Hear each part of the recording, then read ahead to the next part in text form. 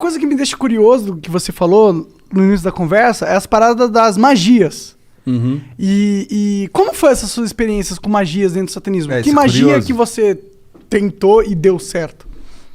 Tem. Eu não posso ensinar magia. Não, não aqui, mas ensina. Não, eu vou não precisa pensar, ensinar. Fala como... Até porque essa porra deve ser super complexa. Não eu ia fazer sem querer uma hora na minha vida. Não, tem as mais simples, é que nem fazer mágica, tá?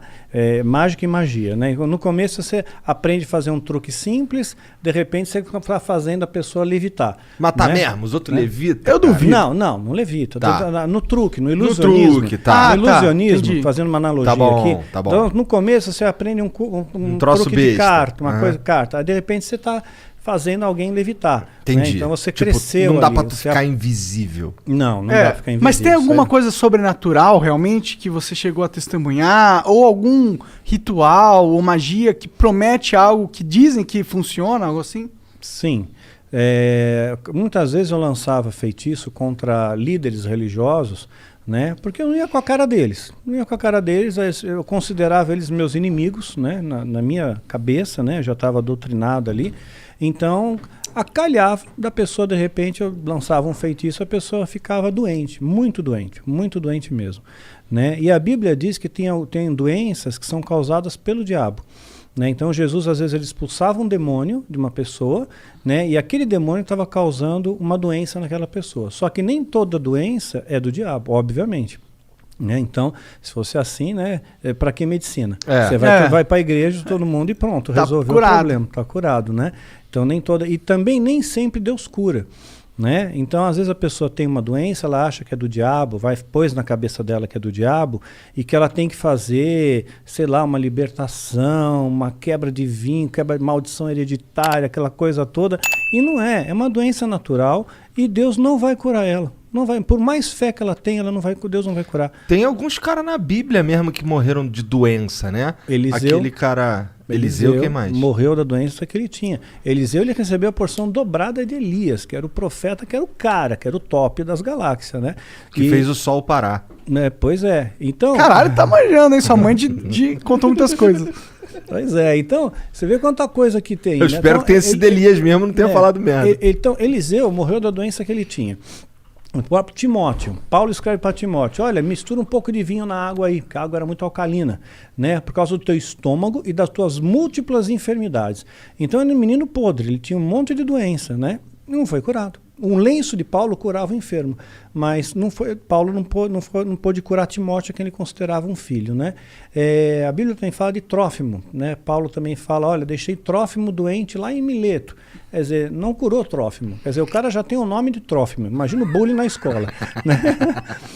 Né? E ainda continuou doente. Não adiantou Se fosse nada. Trófimo, o cara ia ser o magrinho da galera. De atrofia, desculpa. Tentei. Só vamos lá, Daniel. Só continua aí falando. Desculpa aí, Mas é. foi mal, cancela o Monark. Baixo assinado, tira o Monark. Doenças causava doença, podia, às vezes causava um acidente, poderia ser uma coincidência. Mas não tem tá? nenhuma, claro, é exatamente esse o ponto. Não Poderia tem nada ser aqui uma- assim que, tipo, Mas é que acontece realiza que magia e acontecia- você vê sobrenaturalidade instantânea na sua frente, olhos nus. Bom, olhos nus eu vi a presença de um demônio se materializando na minha frente, e eu estava sóbrio. Né? Duvido. Como é que é um demônio? Pois é, a ideia que nós temos de demônio, né, é chifre, escamas, né, Rabinho. rabo, Fogo né, saindo pelos exato, orifícios. né, o diabo todo vermelhão, né, saindo da sauna, assim. Que erótico. Pois é, né? Yeah. Então, mas não, né, é um ser que parece... que aparecia para mim, o Abraxas, que apareceu para mim algumas vezes, ele tinha um formato semelhante, tá? Semelhante. Não consigo descrever isso aí em poucas palavras. Você tem filho, você deve ter assistido Como Treinar o Seu Dragão. Sabe o Banguela? Aham. Então, mais ou menos parecido É um com o dragãozão. Banguela. Parecido com o Banguela.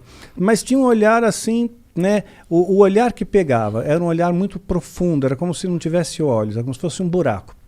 Né?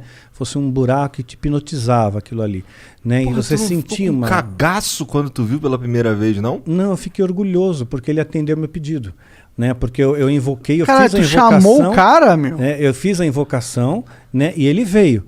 Então, quer dizer, eu me senti muito orgulhoso, muito Dá pra tu fazer a prestigiado. invocação e ele não vir? Porque ele não tá afim? Poderia Pelo jeito. acontecer. Poderia Como que é uma acontecer. invocação de um demônio? Não precisa dar detalhe, mas tipo... É complexa.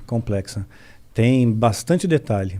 Bastante detalhe. E Quer dizer, muitos ritualzinho materiais, vai? Muitos materiais. Materiais raros? Alguns raros. Entendi. Alguns raros. Não sei. Então é um ritualzinho de pelo menos aí umas 3 horas, 4 horas.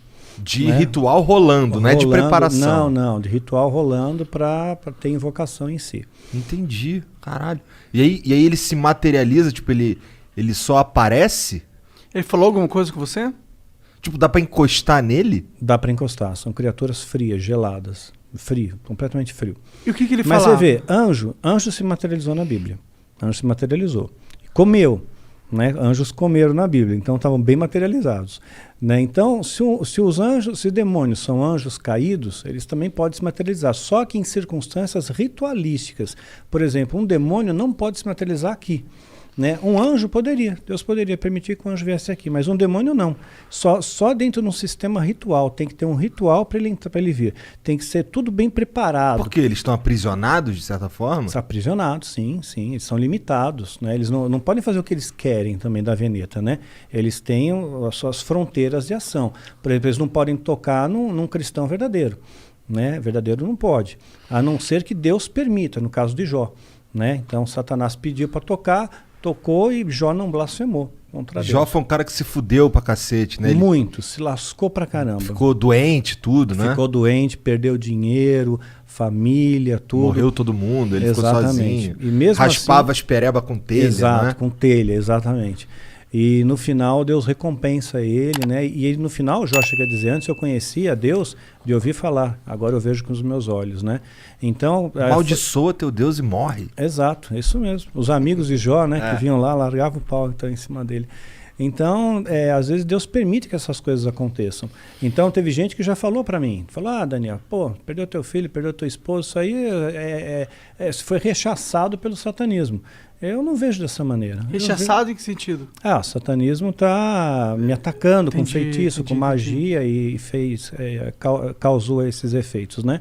Mas eu não vejo assim. Não? Não, de forma alguma. Eu vejo assim como coisas que Deus permite, que as pessoas morrem no mundo. Né? Isso acontece, né? Então as pessoas têm depressão, né? Então aconteceu, eu vejo como uma fatalidade.